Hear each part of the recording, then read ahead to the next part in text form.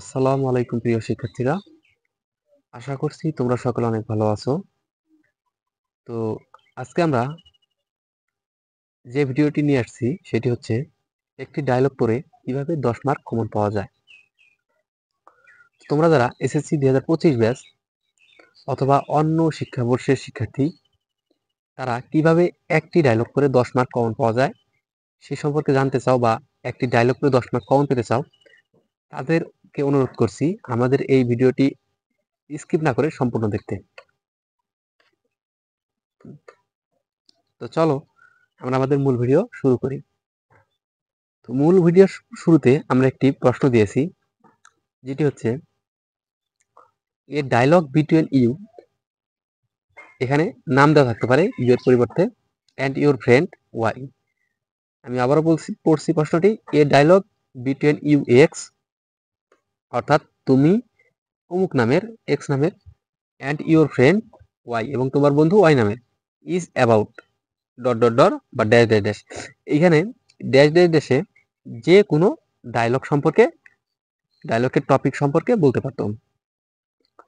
তো আমাদের ডায়লগের যে মূল ফরম্যাট সেটি হচ্ছে এইটুক পর্যন্ত, অর্থাৎ আমাদের ডায়লগের উপরের যে কথোপকথনটুকু সেটি হচ্ছে এতটুকু। তো এখানে এক্স এবং ওয়াই এর পরিবর্তে যে নাম দেওয়া থাকবে সেই নামগুলো এখানে বসাবা। আর আমরা এখানে মিনা রাজু ধরেছি। তো এইটুক তোমরা সবাই মুখস্থ করবা।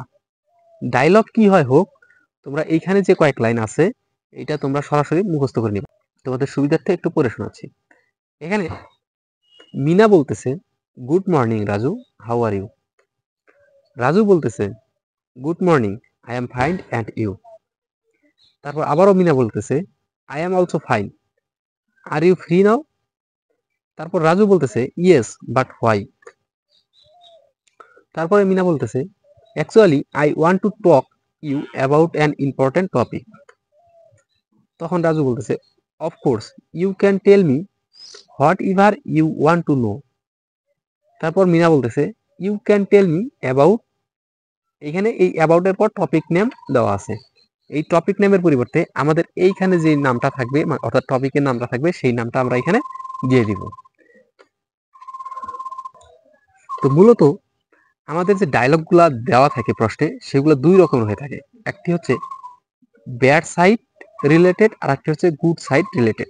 অর্থাৎ প্রশ্নে দুই রকমের টপিক দিয়ে ডায়লগ চেয়ে থাকে বা ডায়লগের প্রশ্ন দিয়ে থাকে। সেটি হচ্ছে, একটি হচ্ছে ব্যাড সাইড রিলেটেড, অন্যটি হচ্ছে গুড সাইড রিলেটেড। তো ব্যাড সাইড রিলেটেড ডায়লগগুলোর মধ্যে যে কমন ডায়লগ সেগুলো হচ্ছে dengue fever using mobile phone, অথবা এইখানে এই মোবাইল ফোন ইউজিং এর সুবিধা এবং অসুবিধা দুইটা সম্পর্কে দিতে পারে।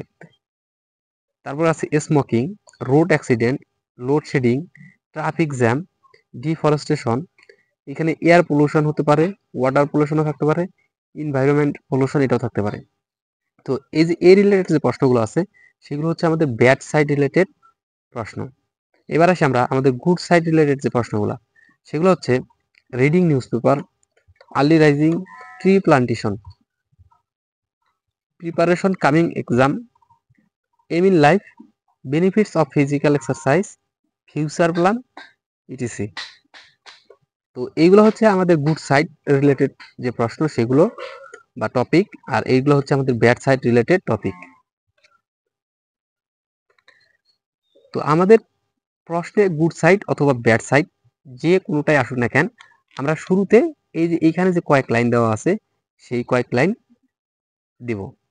অর্থাৎ আমরা ডায়লগটি মুখস্থ করব এভাবে যে আমাদের এখানে যে কয়েক লাইন আছে প্রথমে এই কয়েক লাইন মুখস্থ করব, তারপর ব্যাড সাইড রিলেটেড আসলে আমরা ব্যাড সাইড রিলেটেড কিছু কথা বলবো, এবং গুড সাইড রিলেটেড আসলে গুড সাইড রিলেটেড কথা বলবো, এবং শেষে যেটা আমাদের এখানে দেওয়া আছে ওইটাই থাকবে। অর্থাৎ প্রথমে এবং শেষে সেম থাকবে, মাঝখানে ব্যাড সাইড এবং গুড সাইড রিলেটেড আমরা কিছু তথ্য তুলে ধরবো। তো আমাদের প্রশ্নে যদি ব্যাড সাইড আসে আমরা ব্যাড সাইড দেবো, গুড সাইড আসলে গুড সাইড দিব। তো ব্যাড সাইড রিলেটেড যে টপিকগুলো দেখাইলাম সেইগুলোর মধ্যে যে কোনো যদি একটা আসে তাহলে আমরা ব্যাড সাইডের জন্য মাঝখানে এইটুক লেখা দিয়ে দিব। এখানে ব্যাড সাইড নিয়ে কিছু তথ্য উল্লেখ করা আছে। তো আমি একটু পড়ে শোনাচ্ছি। এখানে আমাদের লাস্টে যে বলছিল এর আগের পৃষ্ঠায়, সেখানে ছিল মিনা, যেটাকে রাজুকে জিজ্ঞেস করছিল যে এই সম্পর্কে তুমি কিছু জানো কিনা। তো এখন রাজু বলতেছে it is a common but on of the less not only our lives but also our progress. তারপরে আবার মিনা বলছে how can we solve it. তখন রাজু বলতেছে only government can not solve this problem, all kind of people play a vital role in this regard, proper steps should be taken to solve it, so we should work hard to solve this problem. তো এই হচ্ছে আমাদের যে problem related বা সমস্যা related বা খারাপ side সম্পর্কিত যে কিছু কথোপকথন। তো এইটুকু আমরা মাঝখানে দিব, আর শুরুতে আমরা কি দিব সেটা তোমাদের দেখিয়েছি। তো এইটুকু আমরা মাঝখানে দিব, এবং সর্বশেষ যেটা দিব সেটি হচ্ছে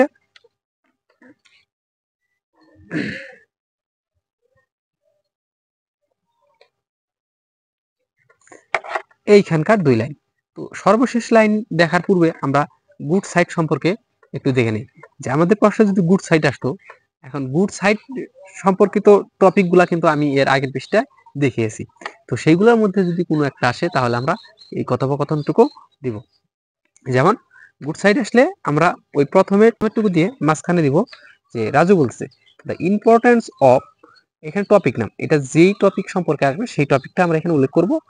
তারপরে লিখবো এখানে আছে লেখা আছে is so much that cannot be expressed in word, it is most essential thing and it is necessary for every step in our life, everybody should know about the importance of, এখানে topic name দেওয়া আছে, topic নেমের পরিবর্তে যেই টপিকটা আসছে সেই টপিকটা আমরা দেব। no man cannot prosper in life without giving importance of it। তো এই ছিল আমাদের গুড সাইড রিলেটেড যে টপিকটা আছে সেই টপিকের মাঝখানের অংশ। তো এইটুকু হচ্ছে আমাদের ব্যাড সাইড রিলেটেড প্রশ্নের মাঝের টুকুর অংশ, আর এইটুকু হচ্ছে আমাদের গুড সাইড রিলেটেড প্রশ্নের মাঝের টুকু অংশ। আর সর্বশেষ আমরা যেটি দিব সেটি হচ্ছে এইটুকু। এখানে বলছে Meena thank you very much, I have learned many things from you. তারপর রাজু বলছে ইউ আর ওয়েলকাম। তো এই ছিল আমাদের একটি ডায়লগ পরে 10 মার্ক কমন পাওয়ার নিনজা টেকনিক। এইখানে তোমরা এই ডায়লগটি মুখস্থ করে এই যে এইখানে ব্যাড সাইড এবং গুড সাইড সম্পর্কিত যতগুলো ডায়লগ লেখা যায় বা ডায়লগের প্রশ্ন আসে সবগুলো প্রশ্নের সমাধানই তোমরা এই একটির মাধ্যমে দিতে পারবে, আর কিচ্ছু করতে হবে না। শুধু এইগুলাই না, এইগুলোর ব্যতীত যদি আরো ব্যাড সাইড বা প্রবলেম রিলেটেড প্রশ্ন যদি আসে সেটাও তোমরা এই ফরম্যাটে দিয়ে সমাধান করতে পারবা, অর্থাৎ অ্যান্সার করতে পারবা। এবং গুড সাইডের হলে তোমরা এই ফরম্যাট দিয়ে তোমরা সেটাকে কি করতে পারবা, সমাধান করতে পারবা। তো এই ছিল আমাদের আজকের ভিডিও।